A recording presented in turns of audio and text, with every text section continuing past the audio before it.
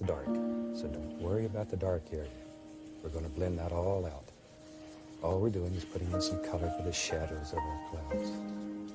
And this is one of the nicest, easiest ways of making very effective, great, big old clouds. There. See, we're interested in this white area once again. Maybe there's another little cloud that lives in our world right along there. Wherever you think they should be, then that's exactly where they should be. Just wherever. You just use the old little 1-inch brush and just, I'm making tiny little circles. Just tiny little circles. Okay, maybe I'll add a little color right in here too. Just so there'll be a little color at the base of this cloud. There. Now then, let's take our little brush. This is a 2-inch brush. And go right up in here and very gently, and using just the corner of the brush, we'll make little round circle patterns here. Just sort of wind it up, blend it together. Allow it to blend with the white that's already on the canvas. And that's the joy of this wet-on-wet painting technique. The fact that it's wet allows you to blend color right on the canvas. Right on the canvas. There you go. Now it's beginning to make a little sense. See how those dark areas end up being the nice shadows, and the white areas will end up being our clouds. This is a great way to make clouds for seascape paintings. Those great, big, fluffy clouds. Works very nice. There we are. Now then, while we have this old brush dirty, tell you what let's do. Let's go back into a little bit more of the phthalo blue. Phthalo blue is a very nice color. It's very warm blue. I like that. Just a little color on the brush. Okay, let's go back up here. Let's have some water in this painting. If you've painted with me before, you know I'm a fanatic for water. I love water. And it's one of the nicest, easiest things to paint in this technique. And today, maybe this one will be still water, so we want these lines to be basically straight across here. Because as you know, still water is always flat, always level. There. Now, just very lightly, go all the way across and sort of bring it together. And that light area here, it'll remain in there. There. Okay. Now, the most fun part of this whole technique is washing the brush. So let's do that. We wash our brushes with odorless thinner. Shake off the excess. And just beat the devil out of it. This is where you take out all your frustrations and hostilities and just have a good time. Let's go into a little titanium white. We'll use the old fan brush. We'll make some little clouds. I'll be right back. Let me grab the least little touch of the bright red. Just enough, a little bit more. There we go. Just enough to put a little pinkish glow into our little clouds. Don't want much. Don't want much. Okay, let's go up here. Now we got to make big decisions. We'll just use this brush and decide where our little clouds live. And we just come along here and sort of drop them down. This also works very well with a little 1-inch brush. Very well. Either way that you want to do it. Either way. If you haven't painted with us before, one of the things that we try to do here, we try not to teach you just to copy. All we're trying to do is teach you a technique and turn you loose on the world.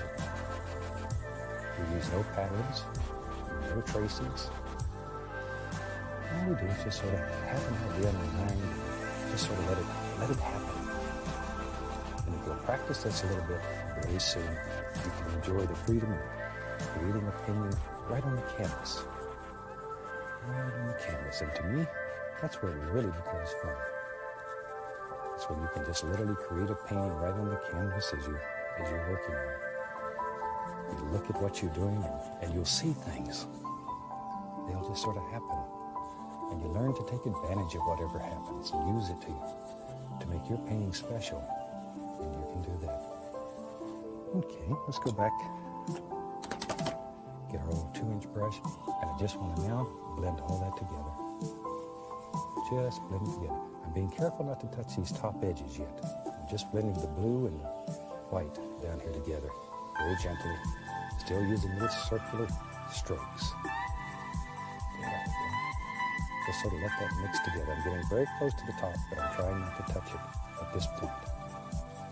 Very close, but not touching. There. A little bit up in here. just sort of blend it together, mix it up, just like you're making a cake or something. Just mix it up. A bit in here, like that. Okay, good. But this is a beautiful way. I just beat the brush like that to not affect this paint. It's a beautiful way to create very effective, big, fluffy clouds. Now we're just sort of lifting it up. This will blend it all together, smooth it out. There. See? And then very lightly, 2 hairs and some air. Just gently, gently, gently blend the entire sky. And with that, phew, we have a pretty nice looking blue sky. And there wasn't anything to it. Now then, let's get crazy. We'll use some midnight black, a little Prussian blue. Now, Prussian blue is much darker than phthalo blue. Strong. Ooh, very strong color. We'll put some round little alizarin crimson in there too. Now, you're looking for a very dark color. It should look black. Lay out as flat as you can get it. Go straight down over the mouth. And we'll just cut off a little roll of paint. There it is. Right on the edge of the mouth. Perfect. Now I want to make some tiny little mountains up in there, far away. I don't want these to be very big. I want to create an illusion of distance here. Using very fine pressure, just literally push this right into the fabric. I don't want a lot of mountains today. That's about all we need. A 2-inch brush, like this.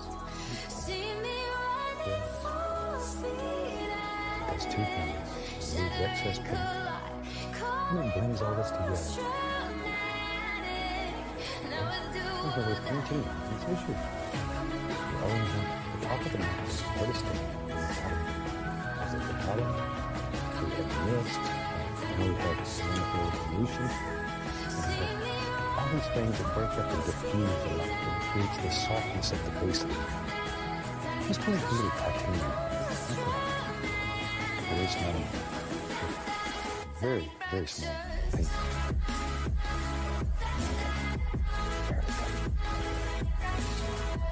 Don't want this to be very distinct. Very quiet, subdued.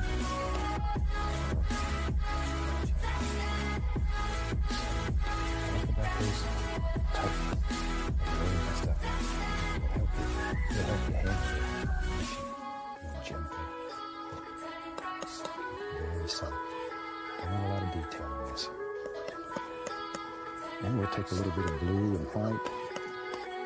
Just the indication of some shadow. Don't even know a lot of shadow. Too much detail will bring an illusion of distance. Just enough.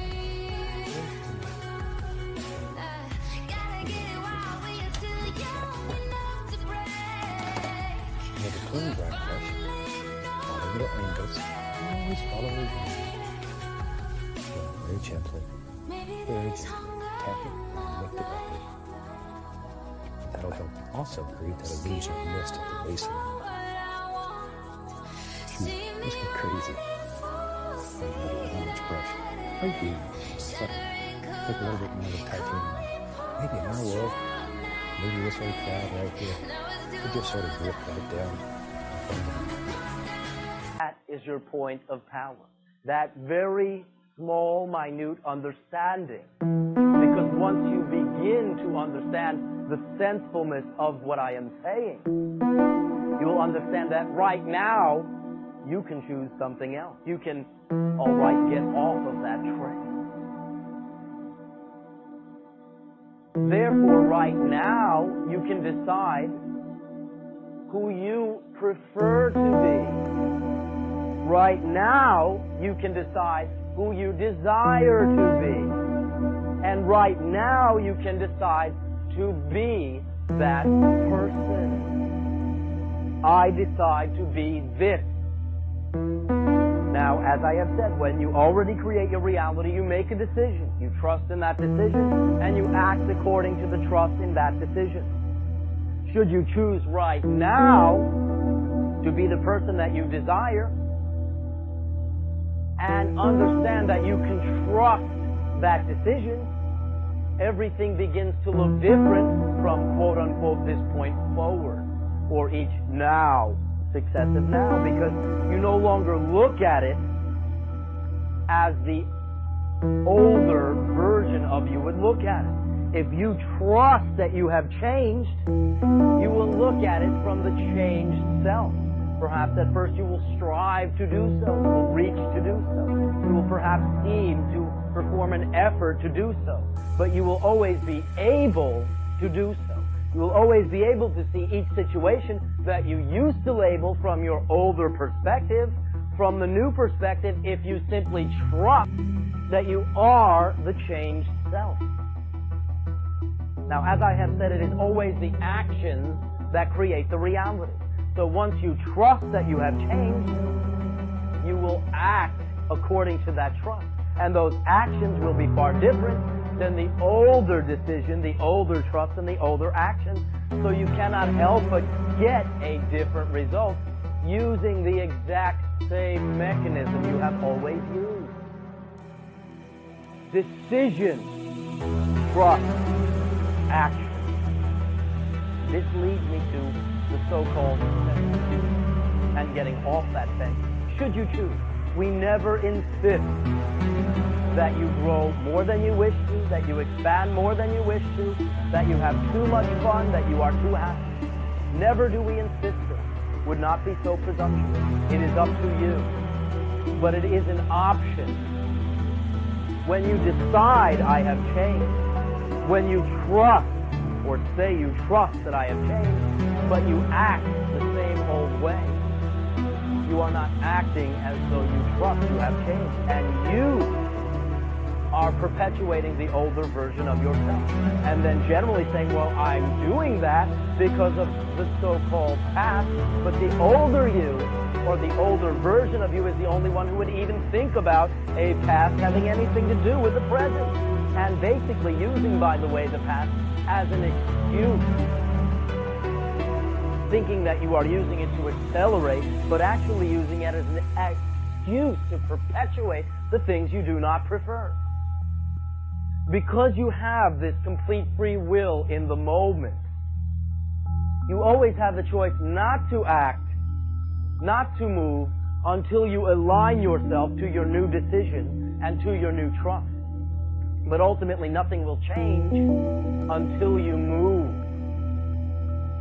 Therefore, you can theorize, you can summarize, you can capsulize who you prefer to be. And while you are doing so, colloquially speaking, you are sitting on the fence, as you say. Not until you act on the decision, through the trust that you have changed, can you actually get the desired result. Can you actually get the evidence, the reinforcement of the new decision? Exactly along the same lines that you got the reinforcement of the old decision. So getting off the fence is your willingness to act upon the trust of the new decision. I desire to be this person because this is what I am excited about within myself. This is how I picture I would like to be. Generally, you will find individuals wish to exist in such a way where they can exercise their great power to be of service to themselves, to enjoy themselves, and to also be of service to others.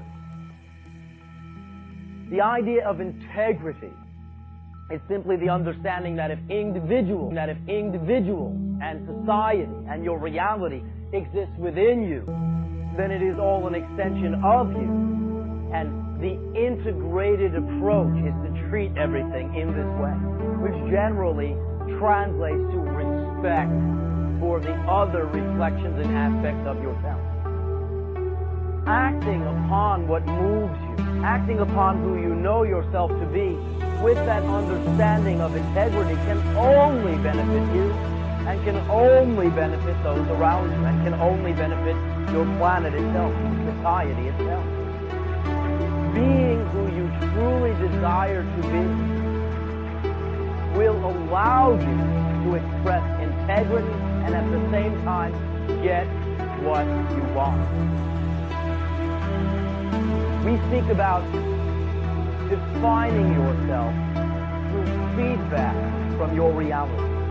When you are in a particular right now moment, right now, only certain things are available.